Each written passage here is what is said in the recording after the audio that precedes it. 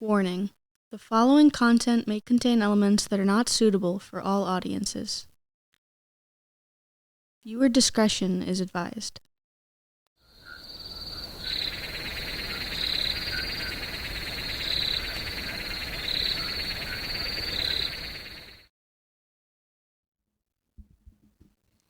Oh yeah, we go right there. You're good, right? Oh, that's perfect. Yeah, I feel so.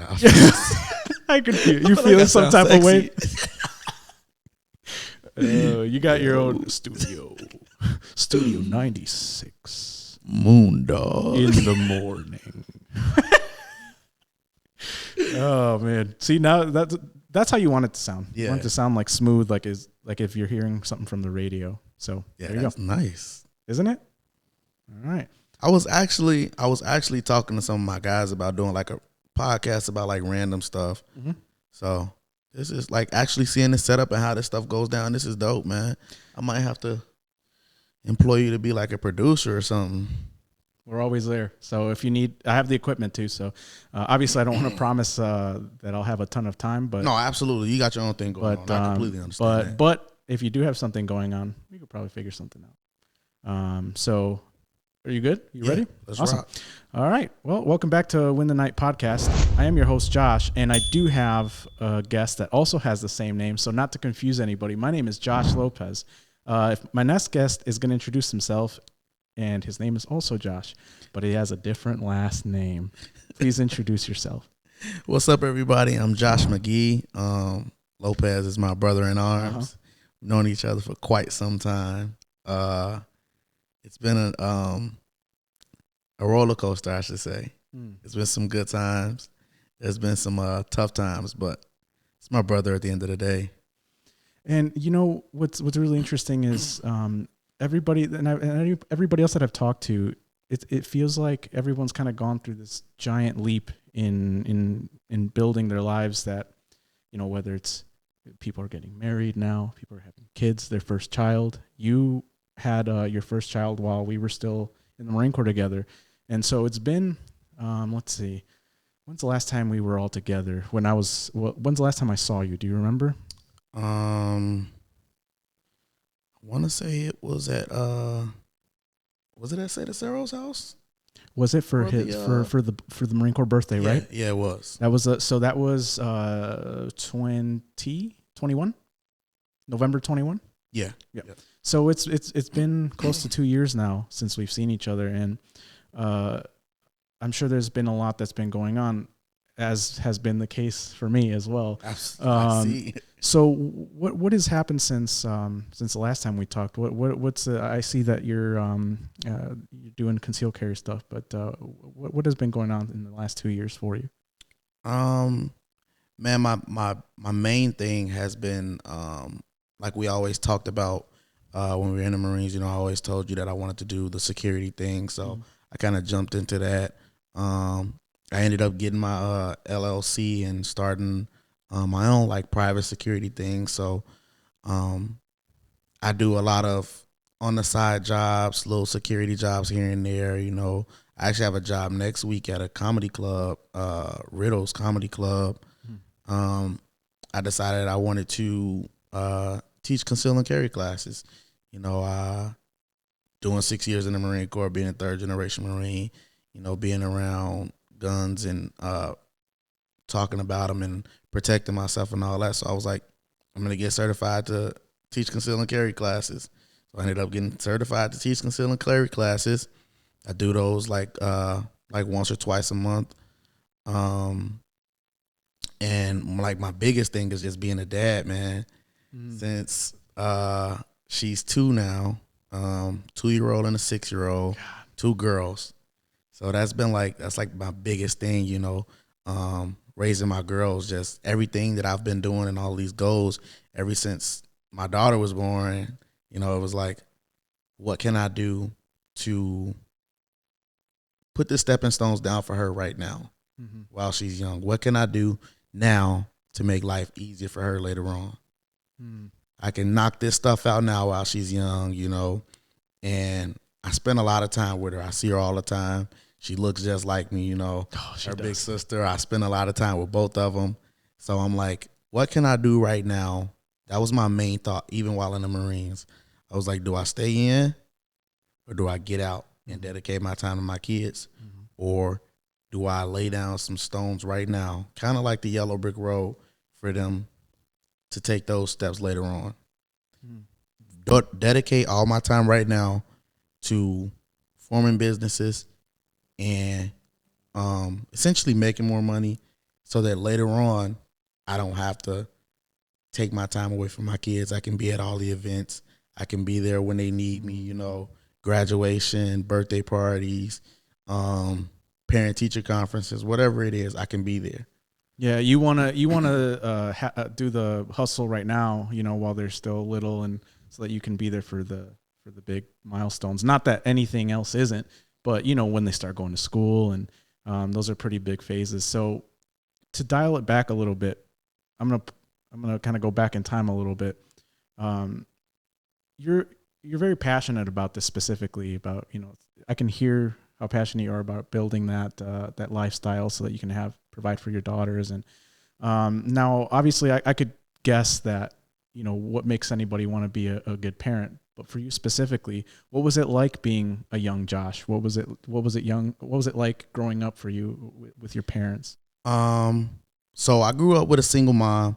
I know who my dad is. I've always known my dad.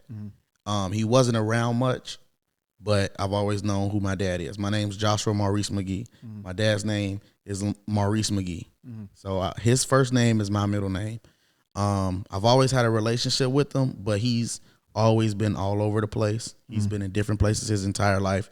So it's been me and my mom my entire life. So growing up, excuse me, growing up, it was me and my mom. We lived in my grandparents' house on the west side of Chicago. I had an older cousin. He's like my big brother. It was in my grandparents' house growing up. There was my grandfather, who was a Marine, my grandmother, my older uncle, my middle uncle, who's also a Marine, my mom and her baby brother, and me and my cousin. So for the longest time, it was just us two, and we grew up like, you know, any other kid on the west side of Chicago. It was the west side of Chicago growing up, there was the violence and everything, you know, but we didn't know what was going on around us because our family was so tight knit, and I wouldn't say shielded us from it, but we didn't know what was going on around us. My family never let us know that we were poor. I wouldn't even say we were poor because we didn't know that we struggled. Right. Every Christmas, we got everything we wanted plus more. Santa Claus is coming. We get everything we want plus more. Birthdays, we get everything we want plus more. You know, my family never let us know that there were issues going on. Growing up, I had more cousins coming. As we got older, more cousins coming. We have this thing that we say in my family that we come in twos. What does that mean? Every time a kid is born, they come in two. So I got two younger cousins. So after it was me and my older cousin, his birthday is December 31st, 95. He was born in 95. I was born October 1st, 96. So my older cousin and me, the first two. I got a younger cousin, his little brother, and my youngest uncle's son. They're born the same year, a few months apart, July and October. After that, no, I'm sorry. Let me dial back. I have two female cousins, born in the same year, a few months apart. Then my two other cousins come, same year, a few months apart. Then I got two more cousins right after that, same year, a few months apart. So it's kind of like every time in my family, every time someone's pregnant, somebody else is gonna pop up pregnant. It's like it never fails. Yeah. So you had big Christmases, I'd imagine. Oh man, every year it was crazy. So when my daughter was born, when my baby moms got pregnant, my cousin, we were like, everybody's like, man, who's gonna be next? Like, who's coming with her? Who's next? Mm. My cousin ended up pregnant. Mm. So one after the other. her son, I want to say is a year, not like a few months under my daughter. Mm. So we come into, it's like, Yeah. it's never failed from every generation. Mm. It keeps up. Everybody's in twos. So growing up, man, I had a big family. My biggest thing my entire life was just family. Yeah. I got uncles. My uncles were, even though I say, like my dad wasn't around much, but my uncles were like my dads. My grandfather was like my dad. They showed me everything that I needed to know about taking care of your family and taking care of your kids. Mm. So growing up, that was my biggest thing, like family. At events, if my cousin had a show, because my cousin danced, my older cousin, he danced. Mm. If he had like a dance competition or something, everybody was there. Mm. Loading up, everybody's there. My grandfather's a pastor. Every Sunday, we're loading up, everybody's going to church. Mm. Like different stuff like that, man. My family was like a real close-knit family growing up. So as I get older, obviously, I become more aware of what's going on around me. So, I become aware of like, my dad's not around much. Mm-hmm. And when I was 10 years old, my mom got pregnant again with my little brother. Mm-hmm. So now it's me, my mom, and my little brother. So now I'm like, man, I got to share my mom. Mm. I'm not used to this, And my mom ended up getting with my little brother's dad. God rest his soul. I thank God for him. One of the greatest people I've ever met, man. He had his trials and tribulations in his life, but he never treated me like I wasn't his son. Mm. He's got two older sons, an older daughter, and my little brother. Never treated me any different. One of the greatest men I've ever met in my life. Never treated me any different. As a teenage boy, coming into my own, finding myself, I'm like, I'm going to get a little bit rebellious. Yeah. I'm going to push against the grain a little bit, So now it's like, I want to say at this point, I'm probably 7th, 8th grade. I'm pushing against the grain a little bit. I'm like, you're not my dad. You can't tell me what to do. Mm. But at the same time, I've never really been a disrespectful person, because my mom and my grandparents raised me on respect. That was like core. You're gonna be a respectful kid. Mm. It wasn't, and it was never like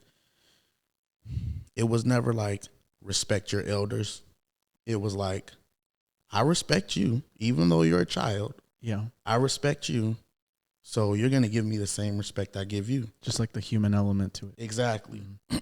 So as I got older, I got a little bit rebellious. And this is kind of stuff that you expect from a young boy who's not really growing up with his dad. Sure. Because I'm growing up and I'm seeing around me all of my cousins have their dads, because my uncles, my uncles are doing everything. Mm.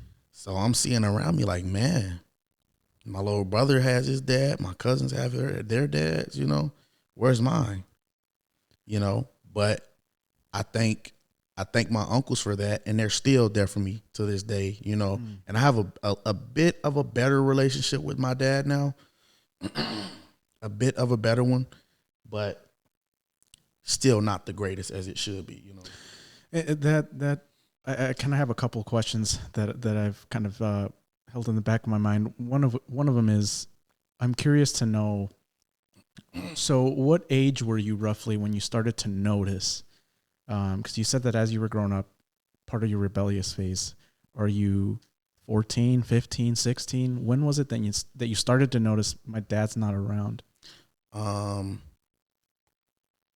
want to say I was like the first major realization, I was like 11. Was it like an event? Was it like Christmas? What was it that caught your attention? We were at home. My little brother was like, he had just turned like 1 or 2, something like that. And my little brother's dad is there every day. He's got pictures with him as a kid, and I got pictures with my dad as a kid, but not as many. Nowhere near as many as him. So I'm seeing it and I'm like, I'm thinking to myself like, where's mine? Like, where's my dad? Mm-hmm. And I'm telling my mom, I'm like, and my mom will attest to it. I'm telling her like, I'm jealous. It wasn't outright like I'm jealous, but it was like you're giving him more attention than you're giving me. And I remember the conversation she's explaining to me like, he's a baby. He's Right. gonna get a little bit more attention. Yeah, I was a baby for the longest time, so Exactly. I feel So the way my older siblings felt about me. Yeah. she's like, he's a baby. He's gonna get a little bit more attention. Mm-hmm. That's not saying that you're not my baby, Mm-hmm. but he's a baby. Yeah. But and I thank God for my mom. She's just been a rock my entire life. There's a lot of moms who I won't say they're bitter, but they're not gonna be that person to be like, oh, your dad's just going through a hard time. He still loves you. Mm-hmm. My mom was always that person, like, your dad loves you. Yeah. She never talked down on him, never anything like that. Mm-hmm. It took me to grow up and kind of understand a little bit more. But I was like 11 years old, and I'm kind of watching my little brother with my stepdad, and I'm like, I've never really had that. Mm-hmm. And I'm kind of, because as you get older, you kind of notice a little bit, Mm-hmm. and you see it, and you kind of put the pieces together. And I'm like, why, where's my dad? Mm-hmm. Why does he get his dad? Yeah. Why doesn't my dad love me? Mm-hmm. And I started to ask those questions, like, why doesn't my dad love me? Yeah. And my mom would explain to me, your dad loves you. Yeah. Like, it's not that he doesn't love you. He loves you. You're just in different places. My dad was, like I say, he was all over the place. I got 10 siblings on my dad's side. Mm. New Orleans, Alabama, Georgia, like we're spread out. Yeah, you got us beat. There's 6 of us. we're spread out. So it's kind of like, so at around like 11, 12, that's when I kind of realized it. But at the same time, it was like my Uncle Johnny, God rest his soul, he passed away in 2020. He quite possibly is the greatest man I've ever met in my life, right under my grandfather. He called me his nephew son because he didn't treat me any different from my cousins. Literally didn't treat me any different. If my cousins got new shoes, I got new shoes. Yeah. If my cousins went somewhere, I went somewhere. If he gave my cousins money, he gave me money. There was literally no difference at all. So you must have been aware, that you were missing a father, and Absolutely. He probably got that feeling that he needed to step in, because people don't just, now I have uncles and I have plenty of family members from both sides of my family, but we weren't close like that. So for somebody to go out of their way to make sure that you're taken care of, at least from a father perspective, not only does that take a lot, it also shows a lot, if that makes sense. And so the fact that he would take care of you like a son and acknowledge it that way, I love that, because I don't hear that too often. So like I said, I have 2 daughters. My oldest daughter, she's 6 years old. I started dating her mom when she was about 1 going on 2. We're no longer together, but that's my dog. Love her to death. Yeah. When I started dating her mom, her dad wasn't too much in the picture. They were butting heads a lot, so they had their thing going on. It wasn't that I took it upon myself to step in to try and be a dad to her, but once I started dating her mom, and this is something that I also learned. I learned this from my uncle, but I also learned this from my stepdad. Once I started dating her mom, I looked at it as, they're a package. They come together. So if I'm gonna love her, I'm gonna love her too. So, and that's something that that my uncle kind of instilled in me, because he had a lot of, my uncle was the neighborhood dad. I put it like that. He was the neighborhood dad. All of the kids in the neighborhood, when they saw my uncle coming, they would run into him. Ice cream trucks coming down the block, he's buying ice cream for everybody.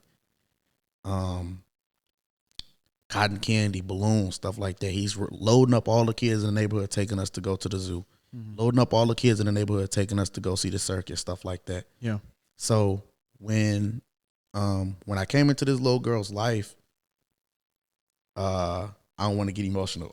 when I came into her life, it was kind of like, you know, it's not my place to step in and be her dad, but I'm still gonna love her. You know what I'm saying? Yeah. So our relationship progressed, me and her. And that was just something that I picked up from my uncle. When I first met her, she was a baby. So it's kind of like, you know, she was reluctant to interact with me, you know. So she's kind of like, you know, it's just her and her mom. So she's like, I don't know this dude, so I'm not really going to interact with him too much. Then as time went on, we were inseparable. Like, she literally, I'd be at work, and she's a brilliant kid. She's been advanced for a long time. So when she was 2 years old, she could say my name.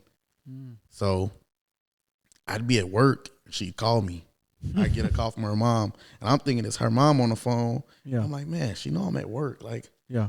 I answer the phone, Josh, where are you? Where are you? I'm like, I'm at work, baby. Like, what's up? At 2 years old, At 2 years old. Josh, where are you? Where are you? Because her grandmother, she calls her Lala. This is my baby mom's mom. Amelia, my 6-year-old, she calls her Lala. Her Lala be like, she texts me like, can you come and get Amelia? She's been asking where's Josh all day. Like, can you come take Amelia to the park or something? She's been asking where's Josh all day. So, and time goes on and progresses. Now, I remember like it was yesterday. Because she was still living with her mom at the time, and we were sitting in the basement watching TV. And she's like, "Daddy, I'm hungry," and I was like, "What? Did I hear that right?" Right. I'm like, "What?" She was like, "I'm hungry." I'm like, "No, what did you say before?" She's like, "Daddy, I'm hungry." I'm like, man, how did that feel? I was like, "Did your mom tell you to call me daddy?" And she was like, "No." I was like, because I didn't want to put that on her as if like I'm your dad. You have to call me daddy. Yeah. So, and I never told her like, call me daddy. I never told her that. But her mom would say, and I never really believed her. Her mom would be like, "Oh, Amelia was like, where's Daddy Josh?" And I never believed her. I'm like, "Oh, no, you know, bullshitting." Like, no. Can I curse on here? I don't care. Okay. I'm like, "No, you bullshitting." Like, no. She's like, "No." She was asking like, "Where's Daddy Josh?" I'm like, "Yeah, whatever." When she said it, I was like, and she's like 3 at the time. I'm like, you don't have to call me daddy. I'm talking to her, you know, because even my daughter now, my 2-year-old, I talk to her like she's a regular person, you know? Yeah. I'm telling her, she's 3. I'm like, you don't have to call me daddy if you don't want to. I'm like, you can call me Josh. Like, that's okay. If you want to call me Josh, you can call me Josh. She's like, no, I'll call you that later. Daddy, I'm hungry. And she tells me again, Daddy, I'm hungry. And I'm sitting there and I'm like, I'm not going to cry. I'm not going to cry. Then I'm like, okay. And from then on, it was daddy. Like, yeah. Now you can't tell her I'm not her daddy, you know? I just want to know, I know I asked you this before, but what is that feeling like, you know? Man, I say all the time, you know, my daughters are Amelia and Anaya. Anaya made me a father, but Amelia made me a daddy. that first time she said that, you know, it's kind of like you know that, you know, like, okay, I have to do what I have to do for my kids, you know. Like, I got another person to take care of. I gotta set an example for this other person. But when you have something like that and they just take to you, and you're like, they look at you in this way, and it's like, man, like that feeling is just, they look at you like, I'm not gonna say they look at you like a god, but like when they see you, they light up. You're like their superhero. Exactly. That's exactly what it is. When they see you, they light up. Daddy. You know, and hearing it is just, man, it's just different. Like, I don't know if I've had an experience of what I can compare that to. Like, the first time she called me daddy, I was like, cause my entire life, because I grew up without a dad, my entire life, that's all I wanted to be. That's all I wanted to be as a daddy. That's it. Like, my grandmother would tell my girlfriends, like, watch him. He want kids. Like, watch him. Right. Like, when I first came home from boot camp and everything, my girlfriend at the time, my grandmother told her, like watch him. Because my grandfather's a Marine. So my grandmother's like, you know, military men like to get married fast. Yeah. They already do that. she's like, watch him. Yeah. You want to have kids. So that was like the biggest thing for me. And when she kind of solidified that, and it wasn't like a one-time thing. That was like her decision that she made as a 3-year-old. Like, this is who I see as my father. This is who I see as my daddy. Yeah. This is who takes care of me. Right. This is who comes over and puts me to sleep. Right. You know, she would be up all night. Like, I would go and I would stay and I would hang out with them till like 2-3 o'clock in the morning. You know, obviously because this is my girlfriend, but you know, I'm just hanging out, and me and her mom would be on the couch cuddling or something, and she come jump right in between us, jump right in my lap, and go to sleep. Just comfortable. Yeah. You know, so when you see like a person, you see like how you're their comfort zone now. Yeah, you're their safety. Exactly. I was just about to say that. You're their safety blanket. Like, they get around you and they can let their guard down. And as kids growing up, you know, and you can attest to this, as kids growing up without a dad, you feel like you got to have your guard up all the time almost. Yeah. You know, it's kind of like, who's going to protect me? Yeah, you don't know when you're really safe. Exactly. You know, because most people are like, I can call my dad. My dad's going to protect me. I'm going to call my dad, you know, and it's like, I'm going to call my mom, but if I call my mom and you call your dad, you know, and don't get me wrong, my mom's one of the toughest people I've ever met in my life. She's a terrifying person, but you know, everybody wants to be like, I'm going to call my dad. So when you see that you can be that person for that little person, man, it's life changing. And it's also stressful too for your mom to have to be both mom and dad, you know? So there is a sort of a burden you can relieve as a father for your mom, or for the mom, for the baby mom. You can relieve that by being that person, that the protector. Like, the mom doesn't have to take on both roles, and vice versa, whether it's a single father or whatever. You don't have to be both the closed fist and the open hand, you know? So yeah, I would imagine that creates not only balance but a safety net, you know. Tuesday she started her first day of first grade. Ooh. So did you cry? Man. She was like, because I was there when she started daycare. I was there when she started kindergarten.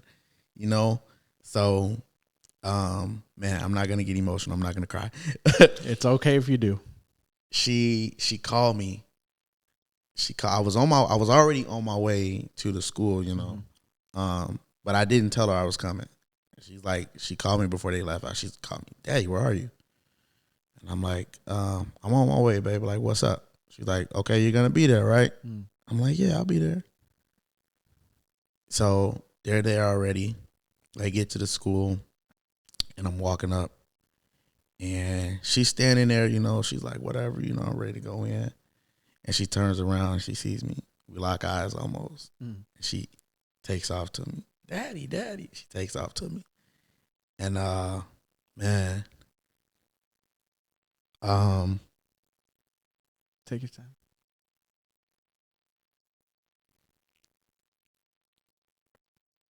that feeling, man.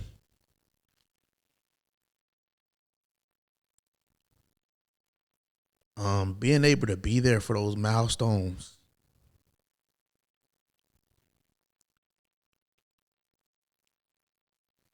And being able to see their faces light up when they see you.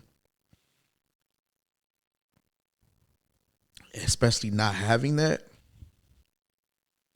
It's different. It just feels different, man. It's like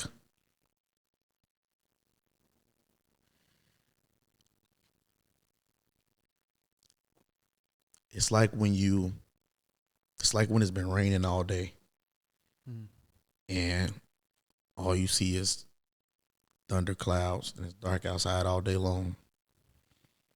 And finally it just stops. Out of nowhere it just stops. And the clouds open up. And there's that rainbow. Yeah. You know? That's that feeling. That's nothing gets me more emotional or I'm not passionate about anything more than I am about being a dad to those girls.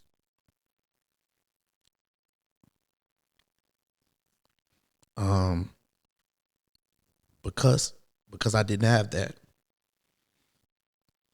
I had my uncles. I love my uncles to death. Mm-hmm. Man, I love my grandfather to death. Love my stepdad.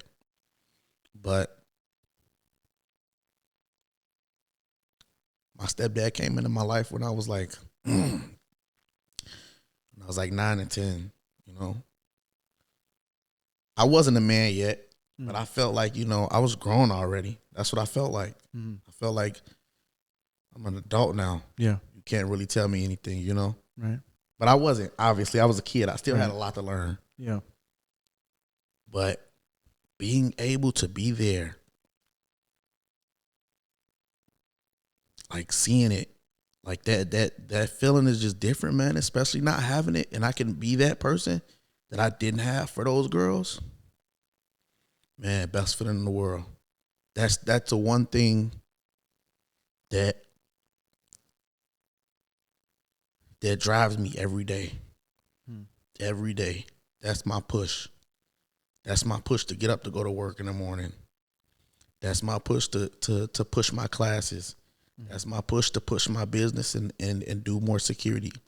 You know, even even if sometimes it takes away from the time that I spend with them, they know that they can call their daddy. And if you want daddy there, daddy's gonna be there. That they know that if something's coming up, a birthday, graduation, party, whatever it is, for those girls, daddy is gonna be there. Her third, I was at her second birthday party. I was at her third birthday party. For her fourth birthday party, I took her to Orlando. I was at the fifth birthday party. We just had her sixth birthday party. I'm gonna be there. Parent teacher conferences, I'm at all of them. If I gotta leave work early, I'm there. Doctor's appointments, I'm there. If I gotta leave work and go back, I'm there. Whatever it is, I'm there. When and you know, like people ask me all the time, like, you know, what's the difference between, you know, being a stepdad and having your own biological kid? I don't say that I'm a stepdad, even though you can put the technicality there. Sure. I don't say that I'm a stepdad because I'm there all the time. I do everything. If she wants something, she's gonna call me. Yeah. If she wants to go somewhere, she's gonna call me. And ultimately, they decide. Exactly. I mean, what you are to them. Exactly. And from what you've said so far, it sounds like your dad. You're not their stepdad. Your dad either way. And that speaks a lot to not just what you mean, the impact you've had in their lives, but then also how they're going to remember you going forward. And if nothing else, you could at least say that you have righted the wrong that was done to you, or that you felt the piece that was missing for you, you could complete for them. I just want to dial it back a little bit, because you mentioned that when your stepfather came into your life, you were you went through this rebellious phase right around that time, right? Do I have that right? Yeah. What exactly happened in that time frame, and what changed over time with your relationship with him? I think it was more so of nothing against him. It wasn't anything against him. It was me being angry at my dad, because it was like, where is mine? Right. He's here with my little brother. He's doing what he's supposed to do. He's being a great dad, but where is mine? So now I'm kind of pushing back. I see. Like when he first came in, and I first met him and everything, he took me, I was like right about to start school. And me and my mom went to the mall. And my mom's like, his name's James, but everybody calls him Pap, Papoose. Okay. Pap for short, P-A-P. So I kept calling him Pat, P-A-T, Pat. Okay. And my mom's like, his name is Pap. And I was like, he said he don't care what I call him. He's like, and he was like, and I was like, Pat, you gonna buy me some shoes, Pat? And he was like, yeah, pick whichever ones you want. Pick whichever shoe you want. I'm gonna get them. And he never corrected me. Never corrected me on what to call him. And my mom was like, his name is Pap. Like, his name is not Pat. Yeah. And I was like, he let me call him Pat. I'm gonna call him Pat. Yeah. So for the longest time, I was calling him Pat. And so at first, things were good. We had a cool relationship. He would take me places, we would do stuff together. It was when my little brother was born, and I wasn't the baby anymore. I wasn't by myself. Right. I didn't have all my mom's attention. I didn't have all of his attention. So it was like, now it's like, You were looking for attention. Exactly. It's like, where's mine? Now I'm pushing back. And I'm like, around this time, it's like 10, 11. I want to say I was in like 6th grade, maybe. No, 6th grade might be a little bit further down. Probably like 2nd or 3rd, around there. This is when I started getting into fights at school. Now everybody's like, what's going on? I never had that problem before. Now time's going on a little bit more. I'm like 5th grade. I'm getting into more fights. I'm getting into trouble at school. Now my mom's like, what's up? What's going on? Are you picking on people, or people picking on you? And I did get bullied a lot in school. In grammar school, I got picked on a little bit. I got bullied. But then as time went on, I started pushing back a little bit more. I'm like 13 now, and I'm like, I'm a man. Yeah. You really can't tell me nothing. It's been me and my mom all this time. Nobody can tell me anything. I'm not afraid of anything, But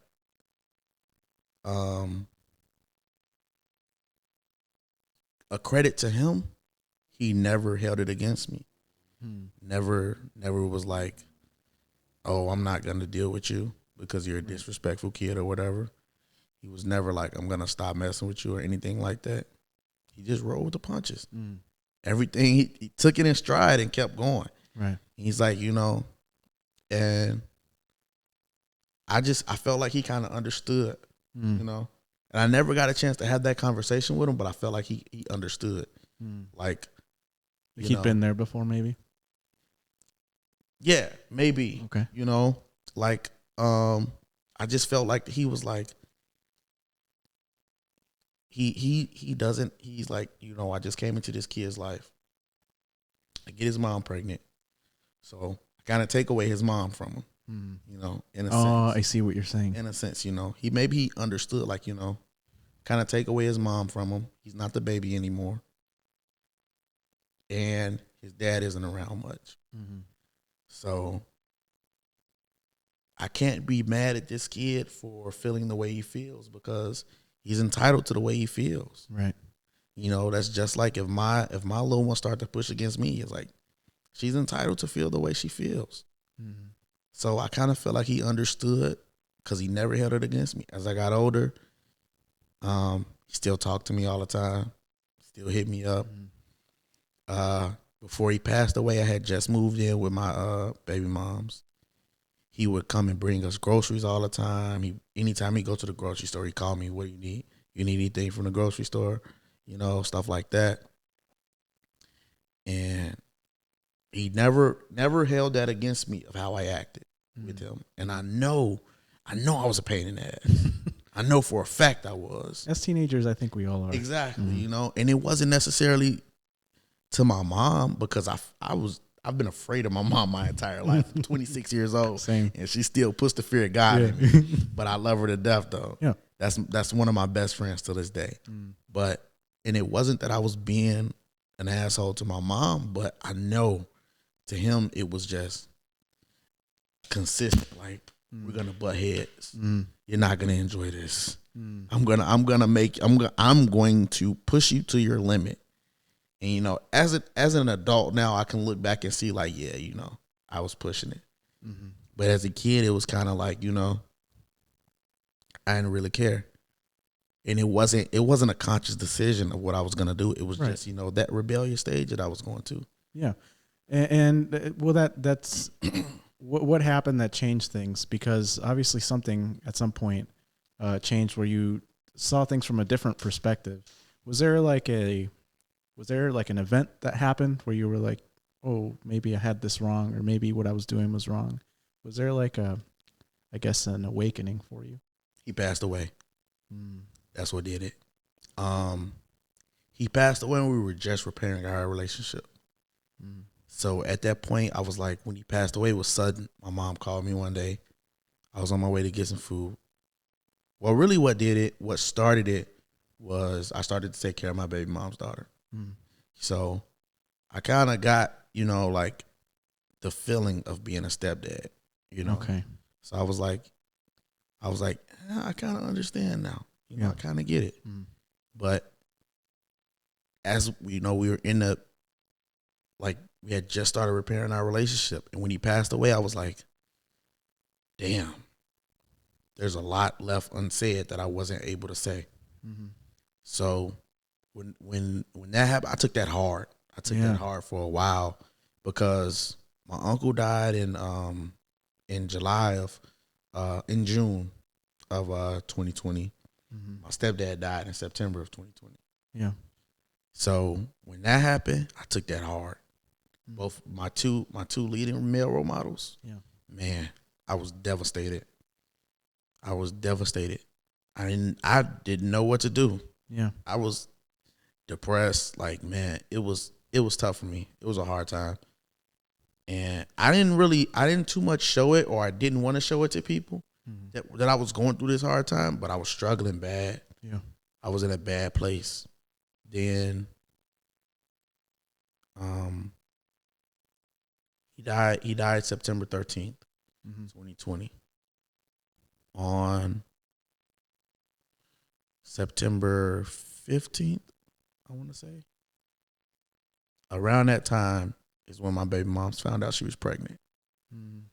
So it was kind of like it was kind of like, a little sunshine on a storm. Yeah. But I was still struggling because these are two people that I absolutely wanted to meet my kids. Absolutely. And they knew they had a relationship with Amelia. Yeah. But I wanted them to meet my baby. That Right. was, that was for me. Yeah. And it was like, and before he died, he was pop. She had a relationship with him. Right. She met my Uncle Johnny a few times, but I wasn't able to be like, this is my baby. Right. Meet my baby. She has my last name. She looks like me. This is my baby. Mm-hmm. So I took that hard. I took that super hard. So when he died, I was like, man, there's so much that I had to say to you that I wasn't able to say. That's what made me realize, like, man, this was a good dude. Yeah. This was my dad who took care of me. Right. This was a good dude. But that was my turning point when he died. That was my, like, what do you have to say? Mm. What do you have to say that you should have said? And my biggest thing was thank you. At his funeral, they asked, like, do any of his kids have anything to say? And I got up and everybody else is talking to the crowd and they're telling stories, about him and everything. They're talking to the crowd like, we did this back in the day, we did this, yada, yada, yada. I'm going to miss him, blah, blah, blah. And I spoke to him. I told him, like, there was so much that I wasn't able to say to you when you were here that I didn't get to say. I just want to tell you now, thank you. That was like my biggest thing. Thank you. Because you put up with a lot from me as a kid and you never turned me away. You never treated me any different. Thank you. That was my biggest thing to him. Thank you. Right. I let him know, like, I'm going to be who I need to be to my little brother. I'm going to take care of him. But thank you for being who you were to me. That was my biggest thing to him. Well, there is some sort of, hopefully there was some sort of closure for you in that moment. And the good thing is, you do get to honor his memory, at least in the way that you treat your I guess stepdaughter. Mm-hmm. is the technical term, but also how you treat any child that comes into your life that is under your care. So what I am curious about is, after those rebellious years, what made you want to? What was it? The rebellious phase of you that wanted to be a Marine? Is what was it that led you there? So, like I said, my grandfather's a Marine, my uncle's a Marine. Yeah. I'm third generation. Growing up, that's always been something I've like. I was the kid that wanted to follow in their footsteps because, like I said, those are my role models. Mm-hmm. So my uncle being in the military, that was big for me. Like, man, my uncle's in the military. My uncle fuck you up. Like, that was huge for me. My uncle will fuck you up. My uncle's a Marine. Yeah. And my granddad was a Marine. He was militant. My granddad's Vietnam era Marine. So he's militant, He was no nonsense, take no shit. And my uncle's the same way, no nonsense, take no shit. And my uncle, who was a Marine, all of my family tells me I'm just like him. You act just like him. You talk just like him. Like, I got a lot of the same mannerisms, all this stuff all the time. So growing up as a kid, you have these outlandish ideas of what you want to do when you get older. As a kid, I wanted to be a Marine in the NFL that was a chef. This was my goal. That's a tall order, man. this was my goal, and I was gonna do it. Yeah. But I was undersized my entire life. Yeah. And when I got to high school, they were like, "What do you want to do?" I'm gonna be a Marine that's in the NFL that's a chef. They're like, "Sir, you're 5 foot. You're a freshman in high school. You're 5 foot, 100 pounds. You're not going to the NFL." I was like, "Yes, I am." I'm gonna hit a foot growth spurt. By the time I graduate, I'm gonna be 6 feet. When I graduate this place, I'm gonna be 6 feet. Yep. I barely played in high school. I didn't hit a growth spurt until I was a junior, and I only grew 9 inches. So I'm 5'9". It wasn't even a full 9 inches. It was like 6. Yep. I grew like 6 inches, but I did put on a lot of weight from like my sophomore to my senior year. I put on probably like 40 pounds. That's a good amount of weight to put on. Yeah, I got hefty. Size, yeah. I got hefty, and then I took the gym more seriously, and that's one thing. I don't regret anything in life, but I started going to those workouts a little bit more consistently. Those morning workouts. I hit the gym a little bit harder, so I got stronger, you know. And as a high school boy, your testosterone is like up there. Yep. I was mean. I was a problem. I would start fights at practice and everything. My coaches I got in so much trouble in football practice. My coaches would put me in and be like, go hit him. The assistant coaches are like, hit him. If he comes out with that ball, you knock his head off. And I would do it, and the fucking head coach is fucking screaming, Josh, what the fuck are you doing? Fucking, my head coach is Gene Nudo, one of the greatest men I've ever met. He's a great person. I love him to death. I still talk to him to this day. We had a quarterback who would always run with the ball in practice, or, you know, he even in games, he would scramble a lot. I played running back my entire life. They tried me a linebacker because I was just flying around hitting people. I was a mean motherfucker. Yeah. So they're like, my coach tells me, Josh, if he comes out the backfield with that ball, punish him. Everybody knows you don't hit the quarterback. Right. He came out the backfield with the ball, and I punished him. I gave him a concussion. He lost his shit. Coach lost his fucking shit. He fucking went ballistic. He went fucking nuts. And everybody else was like, Josh, what are you doing? What are you doing? I'm like, you just told me to do this. Yeah. So eventually, you know, you grow up and you realize, like, all right, the NFL might be a pipe dream. Like, you know, I want to do it, but I don't have any offers to any colleges. Yeah. So, you know, that's probably not gonna happen. Okay. And now by this time, you know, I've kind of forgotten about the military. So I'm like, okay, I'm gonna go to culinary school after college. So it's like, what culinary schools do I go to? What culinary schools do I look into? Now it's like, how are you gonna pay for college? Like I said, my family never really struggled, but we weren't rich at all. So paying for college was still going to be a problem. So now it's like, how are you going to pay for college? And then it's like, what do your grades look like? Are you going to get into college? So I had my senior year was like my breakout year. Right. I had a good senior year, my season. I had a good senior year season. It wasn't amazing by any means. I'm not going to get any D1 offers off of it. But I had D3 schools, you know, looking at me. I had an intent to a college, and they were looking at me. And I was having a conversation with the coach on the phone. He's like, what are your grades like? And I was like, he's like, look, because with D3 schools, they don't give sports scholarships. Okay. They disguise them as academic scholarships almost. Okay, yeah. So he's like, look, take some courses over the summer, get your GPA up, and then enroll in the fall, and, you know, we'll work something out. No. No, thank you. I was on the phone with him, and I'm like, okay, for sure. I'll make that happen. I hung up, and I was like, no, I'm not going to school over the fall. I'm not going to school over the summer.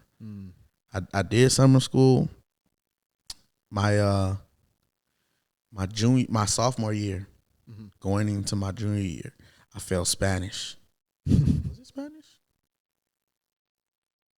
I failed something. I had to take summer school. I didn't know they did summer school for foreign languages. Actually, I don't think it was Spanish. It wasn't even my sophomore year. It was my junior year going into my senior year. I failed something and I had to take summer school for it. Right.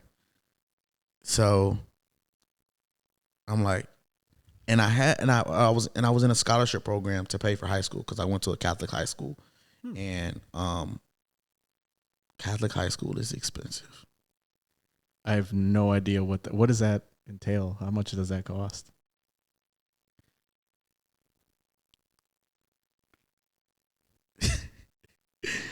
College tuition is like $20,000, like some of them a year. Like that's like on the low end. My high school tuition was $12,000 a year. A year? A year. Man, I'm teaching myself. Since then, their tuition has gone up. Wow. Extensively. Like that is a lot. So I was in a scholarship program in high school, and I was like, Link Unlimited. It was like a scholarship program for inner city black kids or whatever. So I was like, to get to do it, you have to go through summer school. You do summer school your freshman year. Before you go into your freshman year, you do summer school every year, basically. So I was like, I did summer school already. I'm not doing that again. Yeah. So everybody's declaring their colleges and everything. Everybody's deciding on what they're going to do. And I'm like, I don't know. Yeah. My mom was like, what are you going to do? Like, what's the next move? I'm like, I don't know. And at this point, it's like November 2014. She's like, what are you going to do? I'm like, I don't know, Mom. Yeah. She's like, you got to come up with something. And I'm like, what's next? Yeah. You know, and I'm kind of thinking on it. But I'm a kid at the same time. I'm 17. Right. Like, you still got. You know, well, I was 18 at the time. I'm like, I don't care. Yeah. I'm not really caring about what's next. You know, I'm a kid. Reality hasn't hit you yet. Exactly. So everybody's declaring and everything. And a few of my buddies that I was in high school with, they got scholarships to go play in college. One of my guys went to UConn, D1. One of my guys went to Illinois Wesleyan, D1. One of my guys went to Bowdoin in Maine, D3. One of my guys went to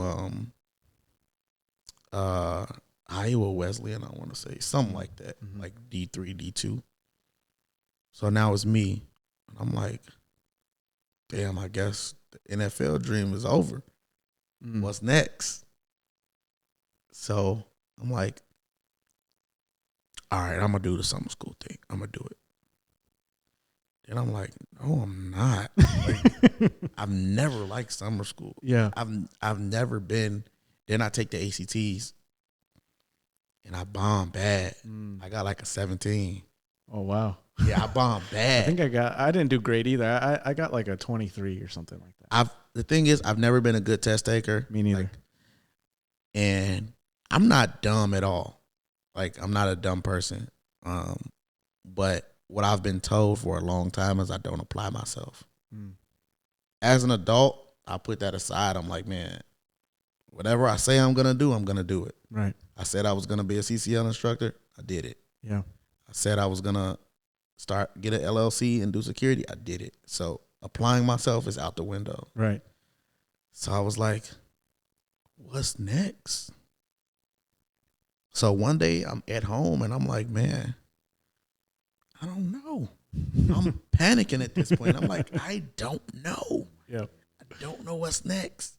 So it was, I had got a girlfriend at the time, and she was a year under me.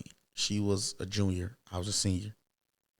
So she's like, I'm gonna go to college. I'm gonna do this. I'm gonna do that. I'm going to this college. I'm going to that college.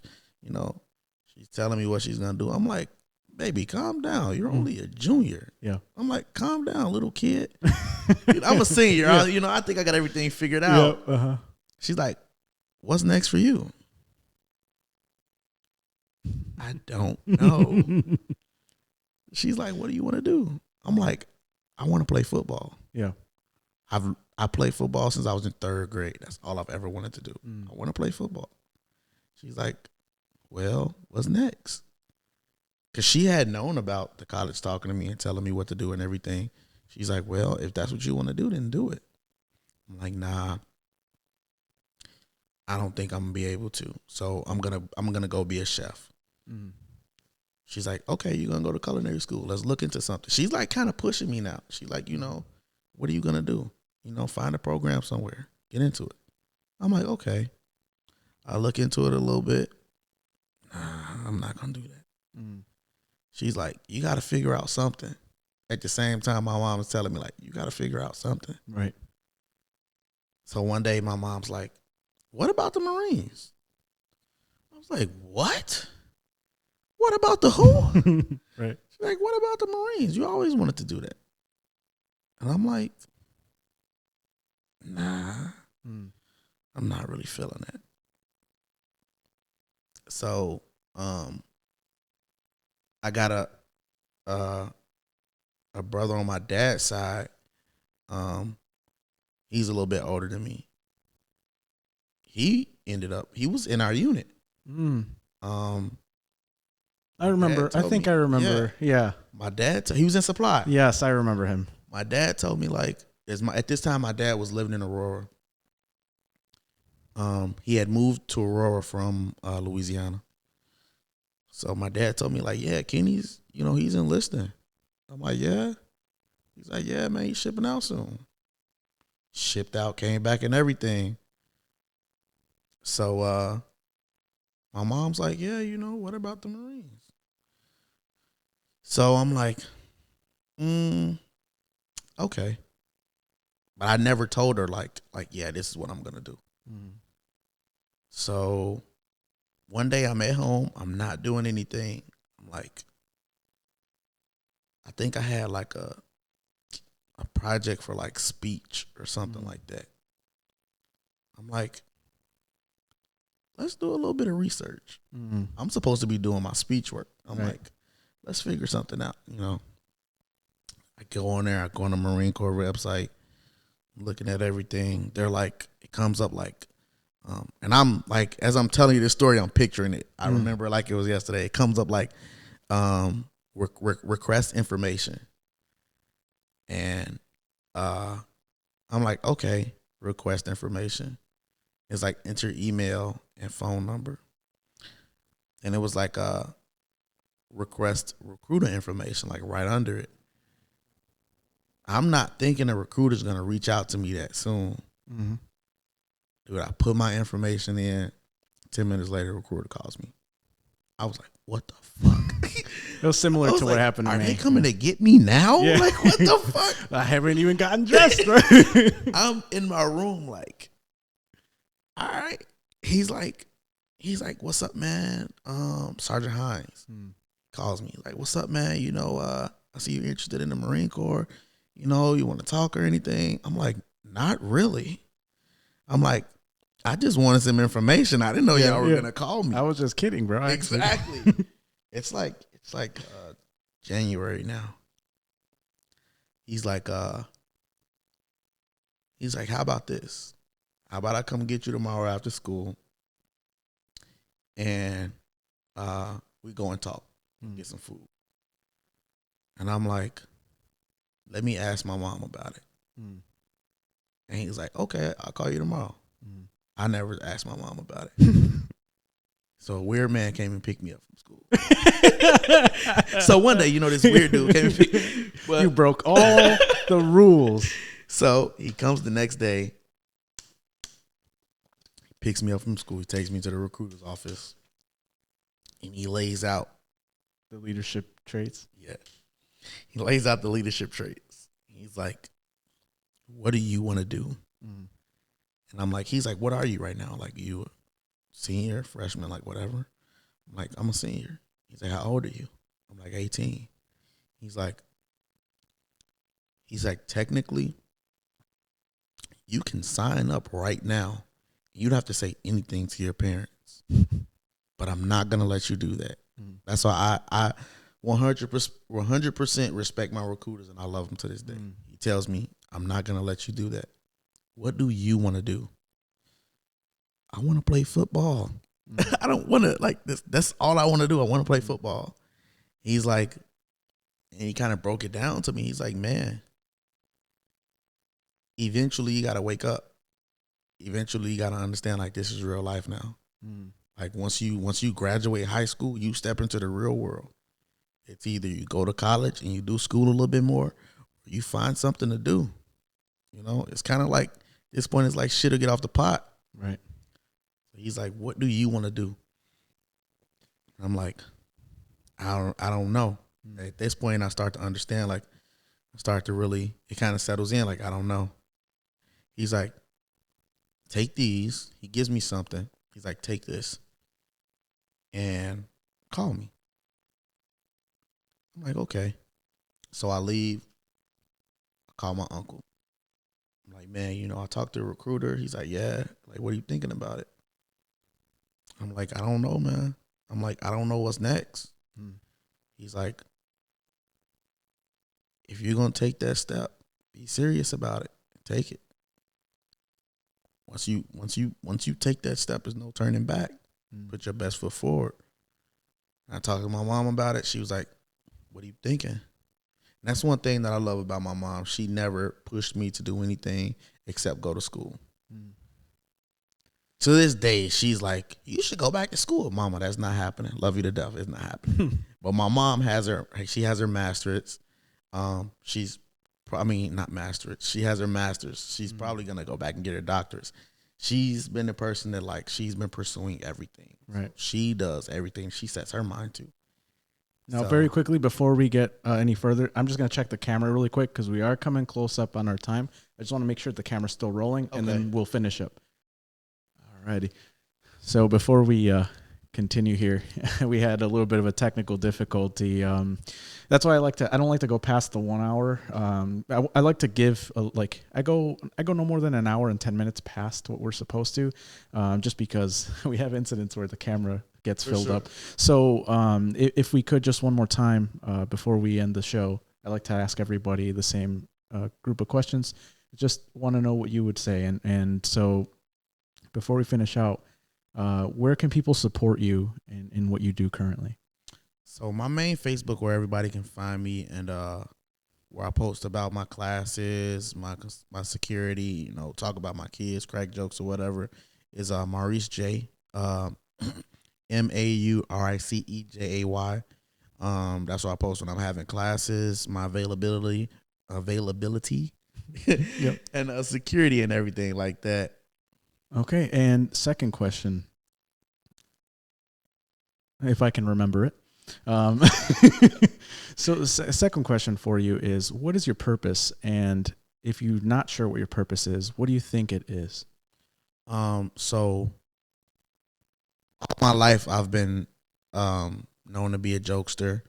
My teachers have always told my mom, like, oh, he's always smiling. He always has a smile on his face. So number one, I think, is to be a great dad. And to give my children, my two girls that I have now, my future children, ladies, I'm single, my future children, what I didn't have. So that's number one, my purpose, to be a great dad and to be a leader in my home. My second purpose, what I feel is a major thing in the world, is to just push joy, bring people happiness, you know, regardless of whether it's if it's checking in on somebody, sending somebody a meme, you know, a TikTok or something, just something to make somebody laugh, just spreading a little bit of joy, you know, because you never know what somebody's going through. They might need that in that moment. And last but not least, if you could speak to your childhood self, what would your advice be and why? if I could speak to little Josh today, Mm-hmm. no matter what's going on, no matter what trials and tribulations you go through in life, no matter what headache you get, no matter what happens, man, just keep smiling and keep pushing. That's the main thing, because one day somebody's gonna remember that smile. That smile is infectious. Somebody's gonna remember that, and that smile is gonna have them keep smiling and keep pushing. So, little Josh, keep smiling and keep pushing, man. Thanks again for being on and for doing this one more time for everybody out there. And it's been a pleasure having you, and I hope to see you soon again. Absolutely, man. Thank you. It's been a good one. Thanks.